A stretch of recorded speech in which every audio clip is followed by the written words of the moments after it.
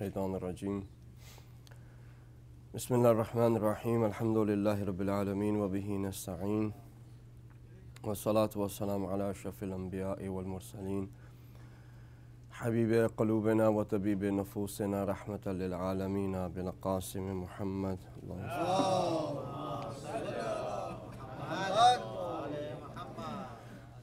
والصلاة والسلام على أهل بيته الطيبين الطاهرين المعصومين المظلومين ولعنة الله على أعدائهم أجمعين. اللهم كن لوليك الحجة ابن الحسن صلواتك عليه وعلى آبائه في هذه الساعة وفي كل ساعة وليا وحافظا وقائدا وناصرا ودليلا وعينا حتى تسكنه أرضك طوعا وتمتعه فيها طويلا برحمتك يا أرحم الراحمين.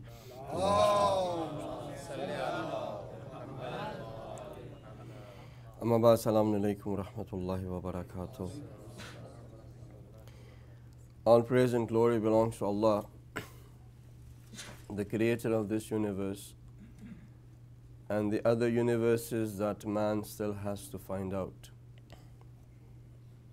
All praise belongs to Him due to the fact that He is great, He is mighty, He is all knowledgeable, He is all powerful, He knows everything, what is inside of our hearts, what we will say, what has been said or what will be said. All praise belongs to Him because He loves His creation, being almighty,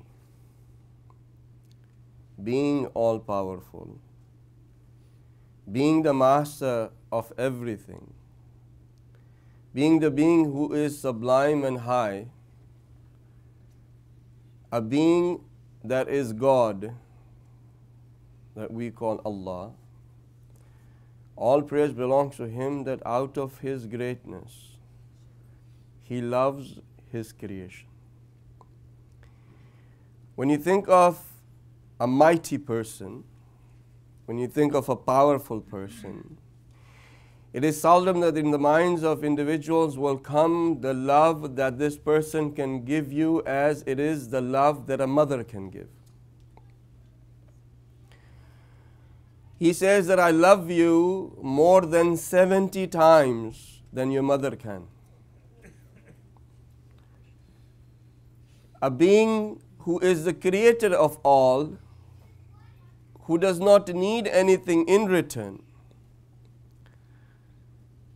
who, if all of humanity and jinn were to disobey, nothing in His status or power or might or glory is going to be less. With all of that, He says that I love you 70 times more than your own mother. He says that if you were to find out how I am waiting for you to come back to me, that emotion that you will feel, the intensity that I have waiting for you to come back to me, if you were to feel the intensity of that emotion, you would leave this world. He says that I'm waiting for you and I become so happy as a person who has lost their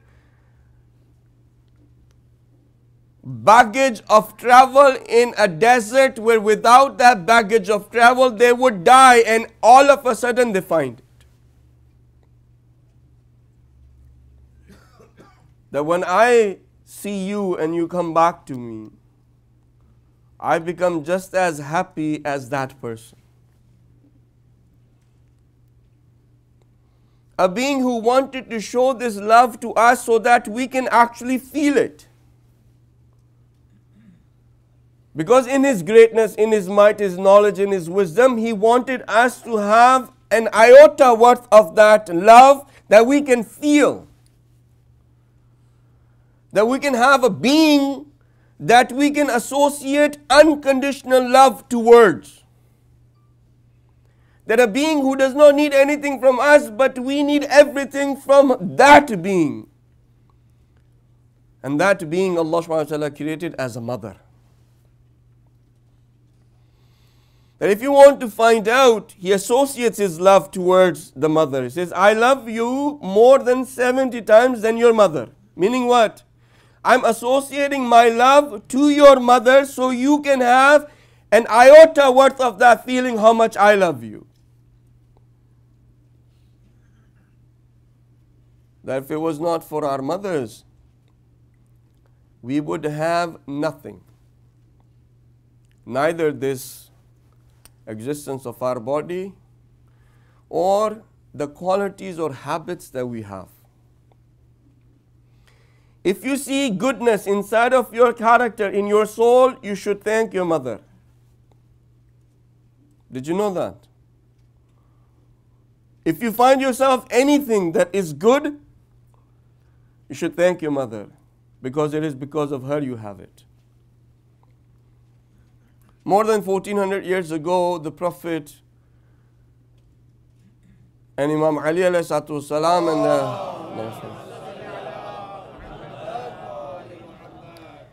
the rest of the Aimma Masumin alayhi salam, they told us about the findings that man has found after 1400 years and still considers it to be the cutting edge research. And that is the research of genetics. Very recently, man has found out that in your blood, the genetic code that you have, the DNA that you have, transfers the traits and qualities of the parents into the child. That if the mother has the trait in her character to be a coward, that trait is going to go into the blood and go through the genetic code into the son or daughter. That if the father is miserly, right? You've seen, there are people who are, I don't know if I want to use the word obsessive compulsive miser people, right? Their obsessive compulsive behavior, their behavior of obsessive compulsiveness is miserly. That they're always concerned about saving something, right? Everything that they do revolves around this obsession. That they're going to save something, they're going to pinch everything that they can out of everything that they have so that they can save. And when they go through their life like that, being obsessive compulsive, they develop that inside of their blood as a trait that they transfer to their kids. And then those kids, they become obsessive compulsive misers. Unless and until they decide with their own power of reasoning and will and choice that they're going to go against that trait.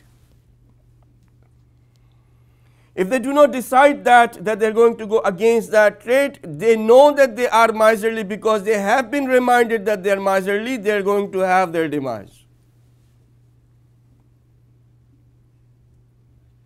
Everything, all the character that our mothers have, Allah subhanahu wa ta'ala has created boundaries, laws in His wisdom and knowledge to protect it.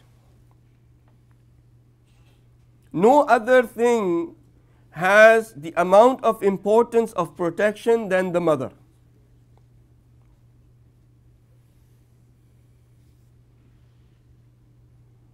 From the age that she becomes baligh, Allah subhanahu wa ta'ala wants to protect her. He wants to protect her, He wants her to have that sanctity, that righteousness. He wants to have that maintained so that that being stays pure, that being stays holy, and in that being who is supposed to stay holy, everything around her should also be conducive to her holiness. They don't have that many laws and things that they do to protect the Pope's holiness than we do to protect the holiness and sanctity, iffat of a woman. Because Allah subhanahu wa ta'ala knows that if the woman is protected, if the woman stays holy, she is going to give this holiness to the next generation. And the next generations are going to have that holiness and give it, and all of a sudden you will have a world that has changed. All of a sudden the whole world has changed because the mothers were protected and they stayed holy. And the reason why we have all that we have right now is because the mothers are not holy anymore.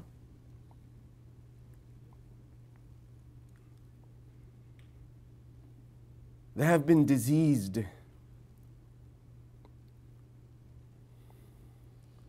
They have been made dirty. Their haya, their iffat has been taken from them. They have been used as a tool for man to make more money. And don't think I'm talking about the Western society. Even this has come in our own households. Then my sister becomes a tool for you to make more money.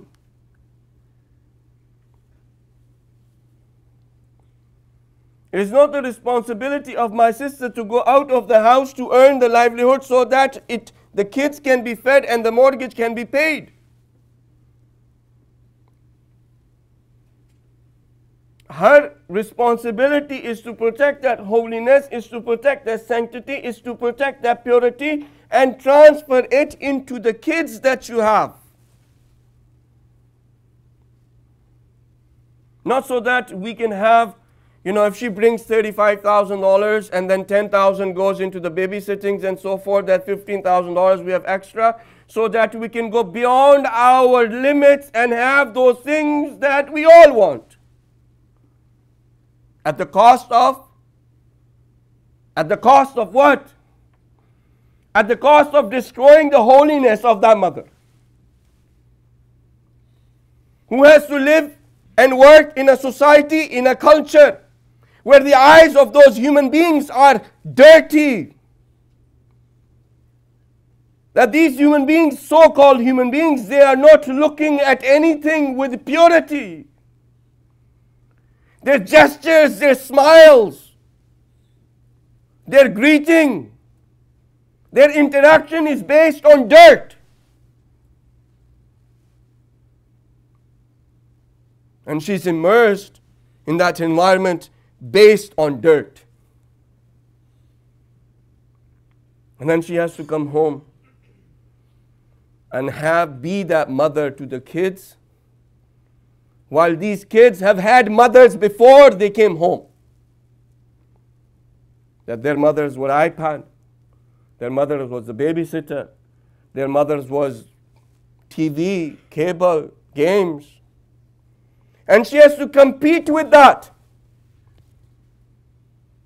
How can a mother compete with the iPad now? You think that she can? With iPad Air? How can she compete with Xbox One? Not 360, maybe Xbox 360, maybe she could compare. Xbox One.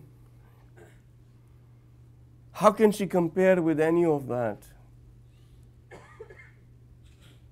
She has to be in competition. Why? Because we, or the society, or the culture, or whatever we have done, have given her the impression that you are going to feel confident, you are going to feel that you are intelligent, you are going to, when you go to work, that without going to work, you're not a modern person, you're not a, mashallah, up to the times person, you're not, you're not skilled at anything. Your worth is at home not even worth 60,000. How much would I pay someone to raise my kids so that they become the soldiers of the 12th Imam? How much would you pay somebody? How much would you pay? What would be the price to pay someone who can raise the soldiers for the 12th Imam, who can become the followers and the friends of the 12th Imam, who can participate into that revolution that is about to come, in which all of humanity is going to be freed from the enslavement that they are in? How much would you pay? And we make her feel as if she's not worth anything. That in order for her to get her worth, she has to go out and earn. The status of a woman in Islam is so high that sometimes when you read it, the men feel as if हमारे पास कुछ नहीं है ना, हमें feel होता है कि हम मजलूम हैं. कैसे मुसलन फिर हमें सारा दिन काम भी करना है, पैसे भी लेकर आने, सारा नफ़क़ा जो है हम पे वाजिब है, फिर हमें ये सब कुछ करना है, फिर बीवी को भी खुश रखना है, ये सब काम करने हैं, उनकी बात भी माननी है, और ये सारा करके एंड में हमारा क्या राइट है? इन द एंड हम मजलूम हैं भाई, उनके सारे राइट्स हैं, हमारा क्या राइट है? Allah subhanahu wa ta'ala gave her all of these rights so that your progeny can be developed into a human being. So that your progeny is not called an animal, that progeny is called a progeny of a human being.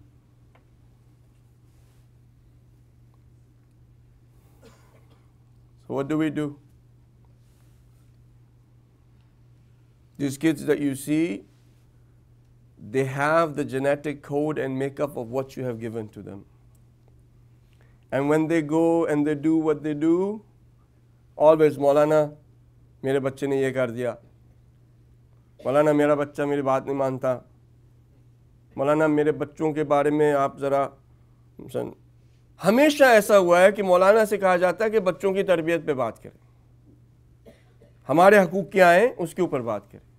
Like almost every suggestion that I get is that, can you please talk about the rights of the parents? Can you please tell our kids to be respectful to us? Always. The parents don't ever say that, can you please talk on the mimbar, what are the rights of my kids?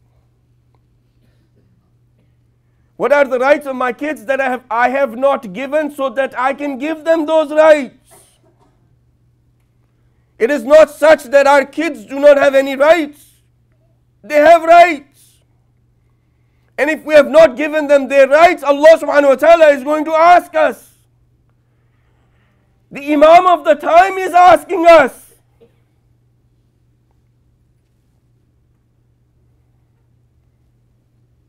What do we think their right is?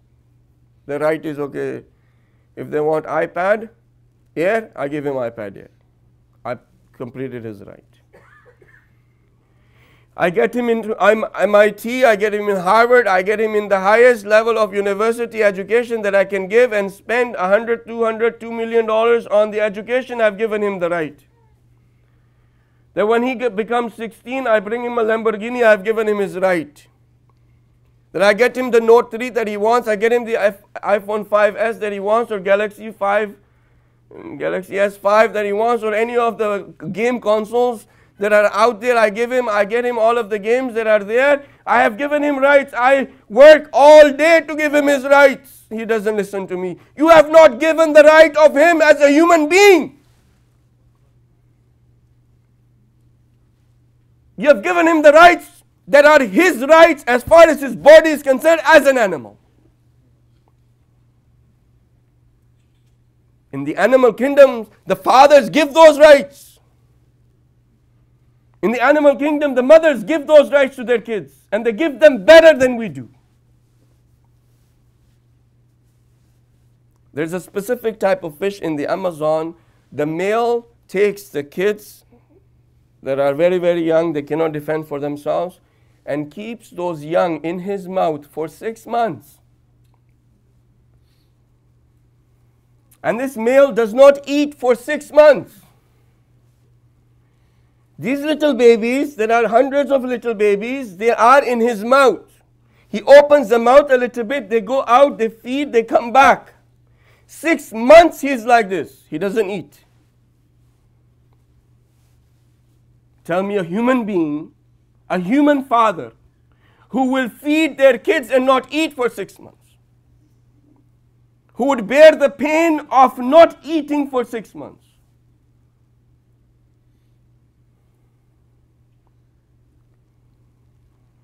There are mothers who will fight with any animal that comes to protect their chickens. A hen will fight a snake to protect the kids. They will come in front of the lion to protect the kids. Not even the mothers, the female in the herd, they will come and protect those kids of the herd. Tell me, our sisters today, how many of our sisters, they will say something to the daughters who are coming without hijab, that why are you coming in the center without hijab? Tell me how many fathers that we are here, we're all fathers. These kids belong to all of us. How many of us we go and tell the kids that are here, that are not behaving, behave? And if we do, the father comes and says, who are you? Who are you to tell my son not to do this, not to do that? In the animal kingdoms, the animals protect their kids of the herd. The high status of a mother is not because that mother raises those kids that are going to be called animals. You know, you've heard the tradition of the Prophet Hazrat Muhammad sallallahu alaihi wasallam.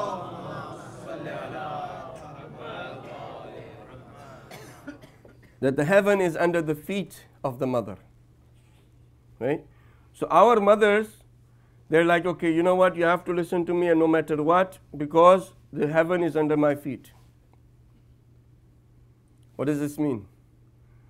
Does this mean that the mother can raise that child to become a person who disobeys Allah subhanahu wa ta'ala, does not pray, does not fast, goes and marries a Christian permanently or a Hindu permanently, and ruins the progeny that is going to come in the future, and does all of that, and then the mother says that you are going to listen to me because the heaven is under my feet.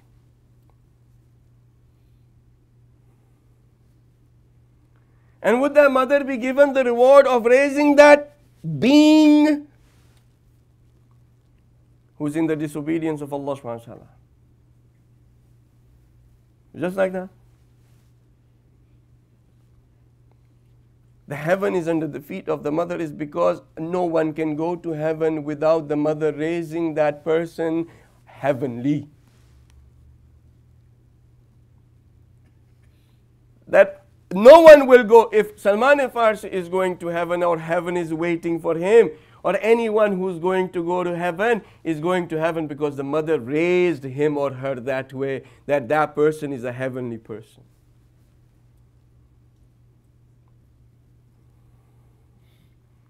The solution to all of this lies in the purity and the sanctity and the holiness of our sisters.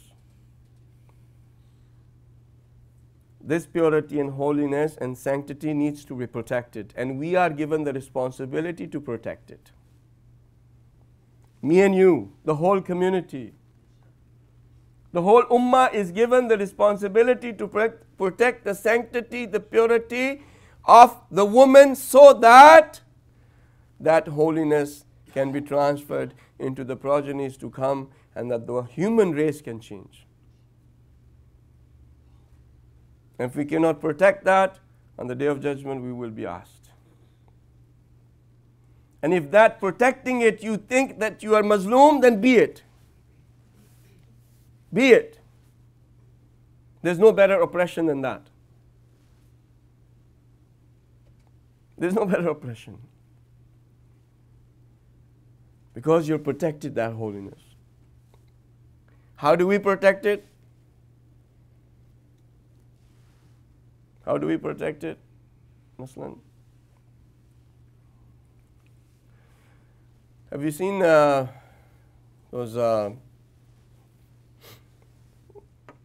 there are people who protect something, like they have these guards who have these, weapons and so forth, and you see like something precious that is going.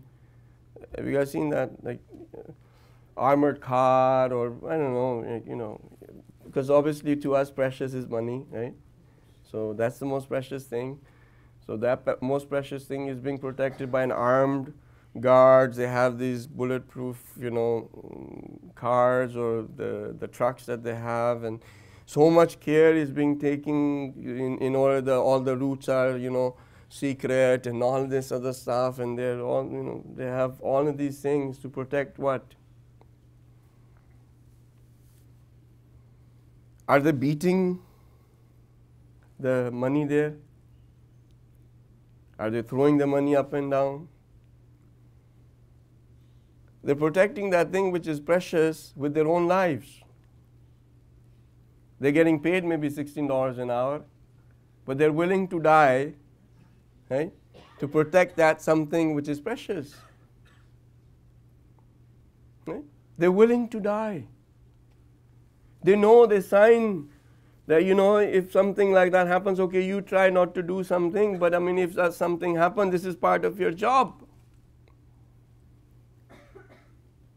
Tell me a precious thing that is protected without taking all necessary measures that is possible.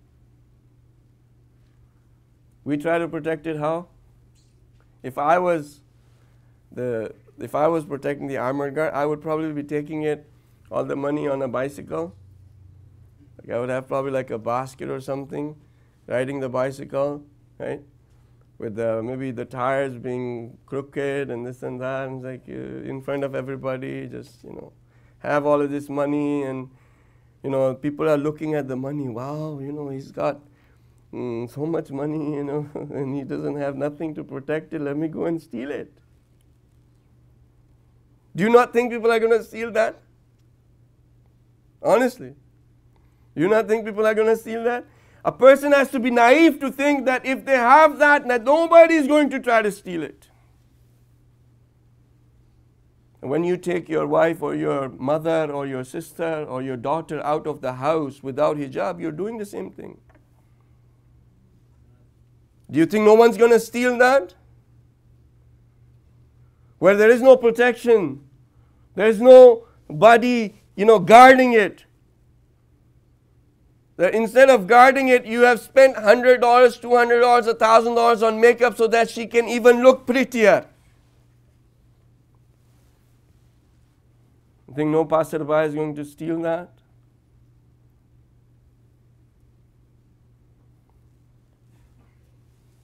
The mothers that we have in history, they raised those beings that changed the universe. And one of those beings that raised those kids that changed the universe, and the being that all of Aimma alayhimus salam, the Prophet, Bibi Fatima, Imam Ali alayhi salam,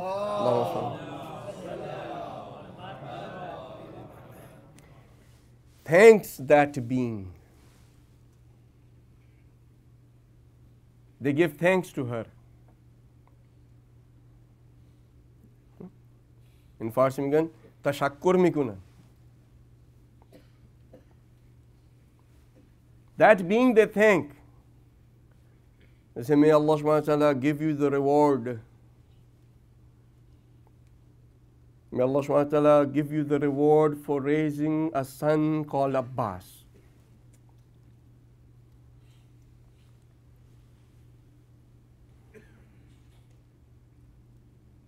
A being that came into a house in which the kids had seen their own house get burned.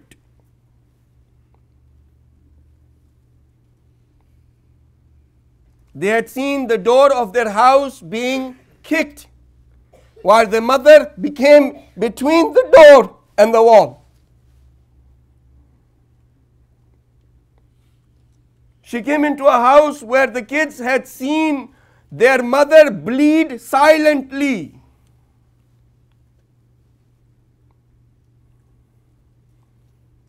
They had seen the atrocities that the nation had done on their father.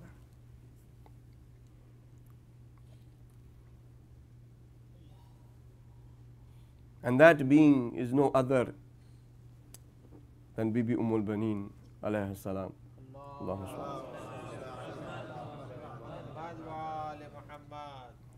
But unfortunately, we are commemorating the death anniversary of her, but in all of our marsiyas and poets, no one mentioned even the name of her.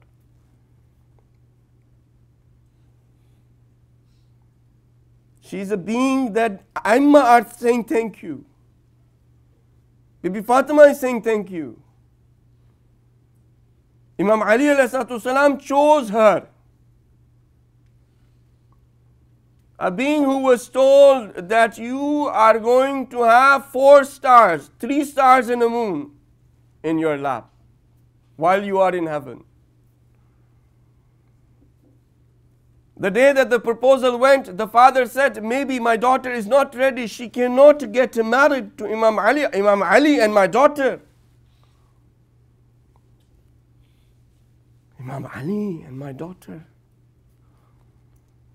And he comes in and he sees that the mother is there and the daughter is there, and the daughter is telling the mother about her dream where she is in a garden where there are rivers, there are trees, there is fruit, there is a moon, there are 3 stars, and the moon comes and the 3 stars come and in her lap.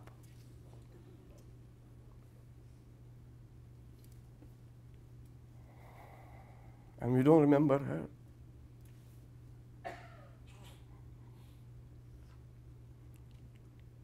If you were to ask Bibi Fatima, she had that household. To come after Bibi Fatima Zahra as a mother and to come after that, how great do you have to be? How great do you have to be to raise Hassan and Hussein,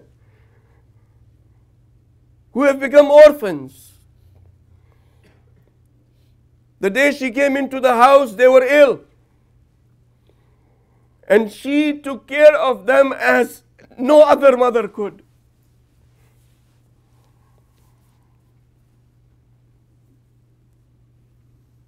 To console Bibi Zainab, to console Bibi Kulthum, to console Imam Ali. The loss is what? The loss is what? The loss is Fatima Zahra. How great do you have to be?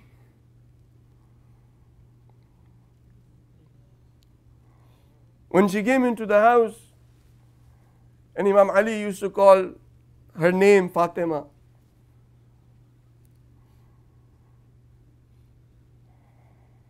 She said to Imam Ali, please change my name. मेरा नाम बदल दो. कि नाम बदल दें आपका? कहती देखिए जब आप मुझे फातिमा कहते हैं तो बच्चे जब ये नाम सुनते हैं उनको बीबी की याद आती है, वो उनके जख्म ताज़ा हो जाते हैं. मुझे फातिमा ना कहें, मेरा नाम बदल दें.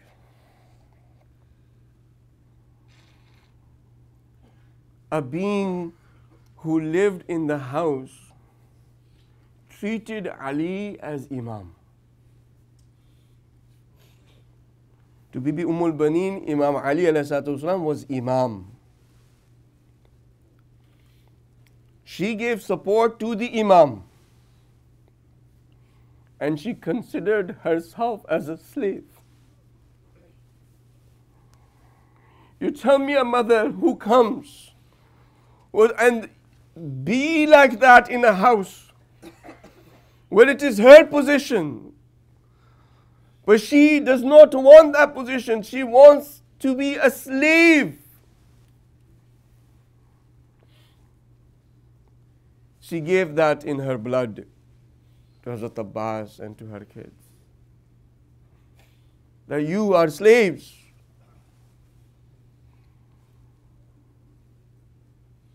Tell me a mother who has 4 sons. And when Bibi Zainab came back,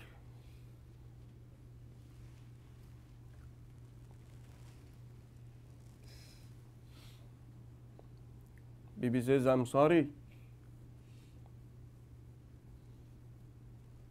I'm sorry, your sons are gone. Okay, بچے شہید ہو گئے.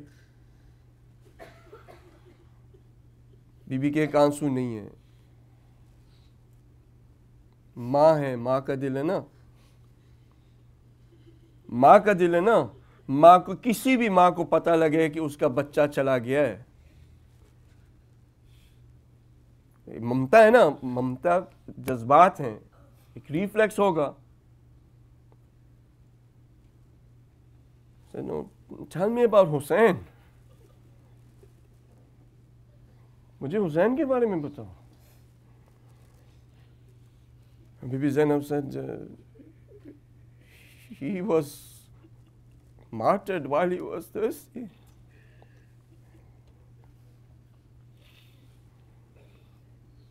حسین پیاسا تھا.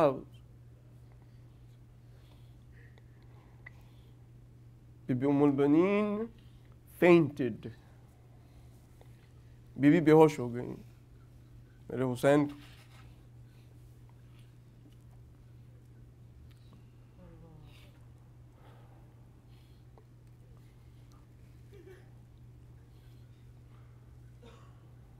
اتنی پیاری ہستی,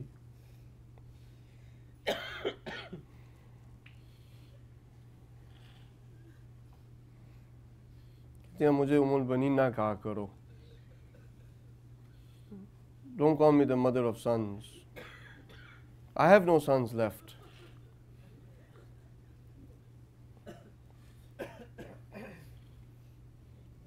I have no sons left. You shouldn't call me the mother of sons.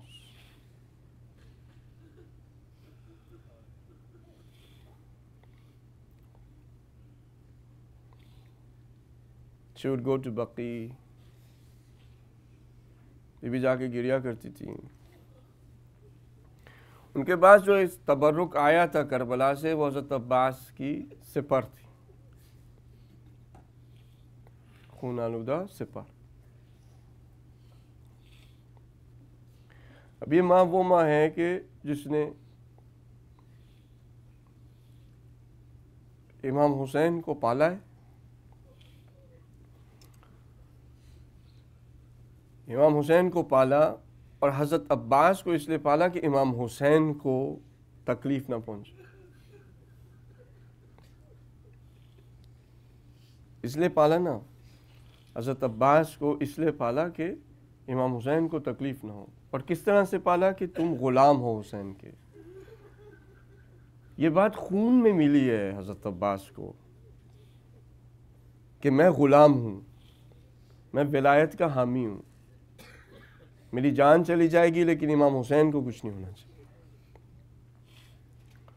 اور امام حسین, یہ جو آخری درخواست آپ کربلا کے مصائب میں سنتے ہیں کہ جب حضرت عباس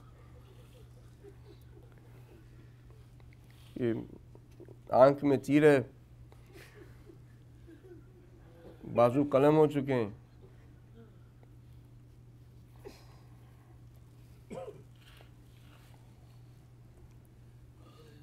امام حسین کی گود ہے,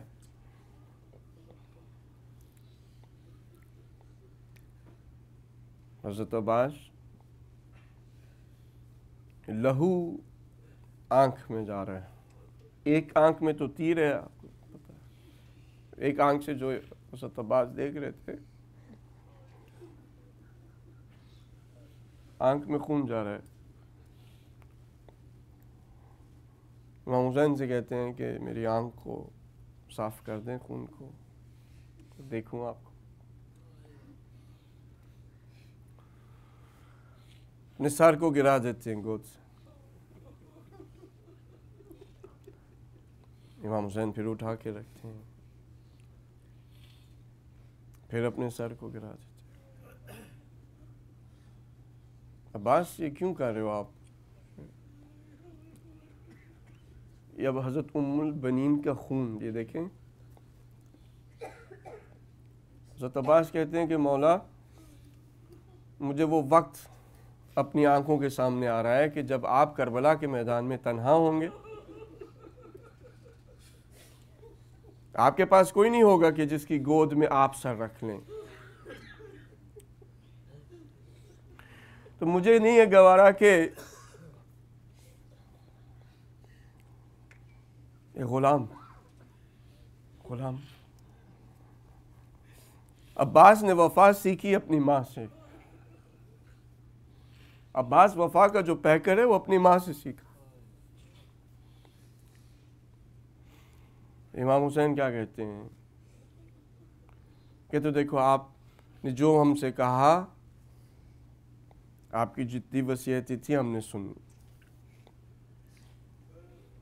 ٹھیک ہے آپ کی لاش یہیں پر نہیں لے کے جائیں گے، میری بھی ایک آپ درخواست مان لیں،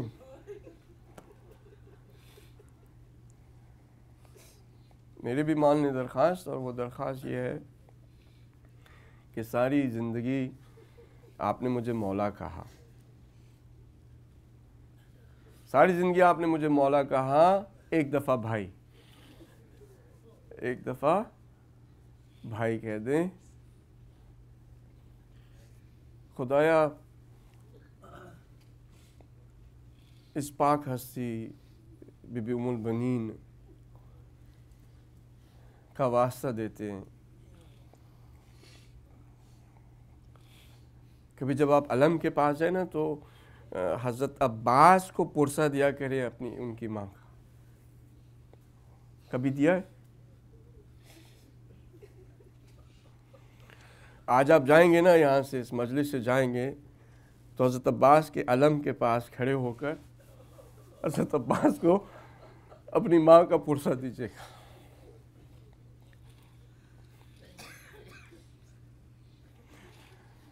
بی بی ام البنین کی ہستی وہ ہستی ہے کہ ابھی کسی کے پاس اگر کوئی تکلیف ہے، کوئی درد ہے، کوئی پریشانی ہے، کوئی دکھ ہے، اگر آپ خدا کو بی بی ام البنین کا واسطہ دیں گے، یہ عرفاء نے کہا ہے، علماء نے کہا ہے، ہم نے آج تک شاید زندگی میں نہ دیا ہو، لیکن اگر آپ بی بی ام البنین کا واسطہ خدا کو دیں گے تو اللہ سبحانہ و تعالیٰ آپ کی اس مشکل کو، اس درد کو، اس تکلیف کو دور کر دے گا۔ جس ہستی کا شکریہ فاطمہ کرے کہ تو نے میرے لالوں کو اس طرح سے پالا، تو نے میرے بچوں کو اس طرح سے پالا کہ ان کو میری کمی محسوس نہیں ہونے دی۔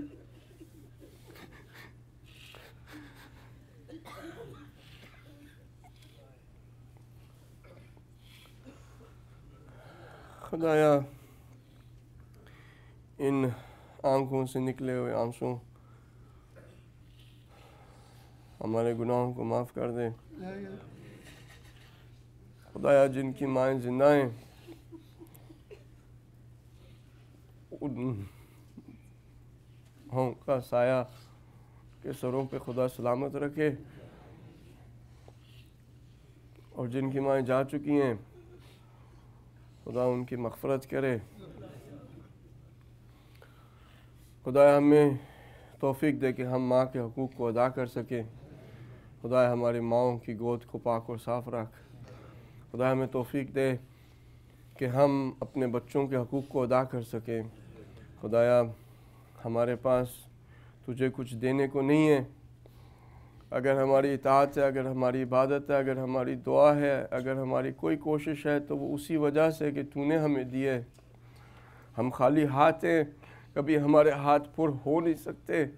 میرے مولا ہم نے اپنی کوئی تیاری آخرت کے لیے کی نہیں ہے، میرے مولا اس طرح سے جس طرح سے تیاری کرنی چاہیے تھی اس طرح سے تیاری ہو نہیں سکی، لیکن ایک چیز ہے ہمارے دلوں کے اندر، تیرے اہل بیت کے لیے، تیرے رسول کے لیے، تیرے انبیاء کے لیے، تیرے اولیاء کے لیے اللہ سبحانہ تعالیٰ ہمارے پاس محبت ہے، ہمیں ان سے پیار ہے، ہم ان کے غم میں غمگین ہوتے ہیں۔ خدایا اس تیاری کو قبول کر اور ہمیں توفیق دے کہ ہم ان کے سامنے شرمندہ نہ ہوں۔ خدایا امام زمان کے ظہور میں تعجیل کر، مرجعیت کے انسٹیٹیوشن کو خدایا اپنے زمان میں رکھ۔ وہ لوگ جو مرجعیت کے خلاف ہیں خدایا ان کو اگر ہدایت مل سکتی ہے تو خدایا ان کو ہدایت دے، ورنہ ان کے شر سے امت کو محفوظ رکھ۔ خدایا رہبر معظم جو تمام صفات اور تمام ان کردار کی لوازمات سے جن کے پاس یہ سب ہے کہ ان کی رہبریت کے پرچم کے نیچے ہم سب جمع ہو سکتے ہیں، خدایا ہمیں توفیق دے کہ ہم آپس کے اختلافات کو دور کر کے ایک امت بن کے ان کے رہبریت کے پرچم کے نیچے جمع ہو جائیں۔ جو لوگ اسلام کی رگوں کو کاٹنے کی کوشش کریں خدایا ان کو نیست و نابود کر دے۔ خدایا ہمارے درمیان میں اگر وہ لوگ جو شرپسند ہیں، جو ہمارے اتحاد کو توڑنا چاہتے ہیں خدایا ان کو ہدایت دے، اور اگر ہدایت نہیں دے سکتے یا وہ نہیں دے سکتے تو خدایا ان کے شر سے ہمیں محفوظ رکھ۔ خدایا ہمیں امام کے اصحاب و انصار میں شامل کر، ان کا ظہور جلد از جلد کر دے۔